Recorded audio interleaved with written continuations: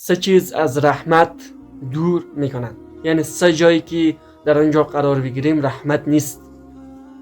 در هر مجلسی که بشینیم یکی از این سه چیز باشد رحمت دور می شود.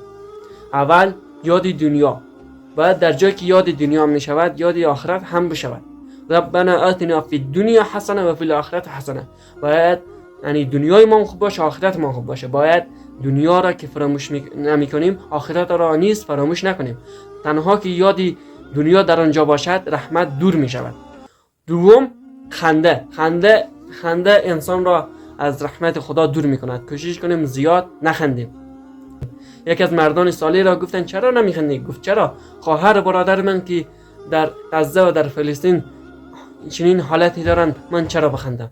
من باید غمگین باشم، در حق اونا دعا کنم. سوم غیبت انسان را در جایی که غیبت باشد رحمت از اونجا دور می شود. کوشش کنیم غیبت برادر خود را نکنیم. غیبت خیلی سخت است. الغیبت اشد من الزنا. غیبت از زنا سخت‌تر است. کوشش کنیم غیبت برادر خود را نکنیم. السلام علیکم و رحمت الله و برکاته. اگر از این قبیل ویدیوها خوشتان میاد با سابسکرایب کردن صفحه در امر رساندن پیام‌های آموزشی با ما همگام باشید. السلام علیکم و رحمت الله و برکاته.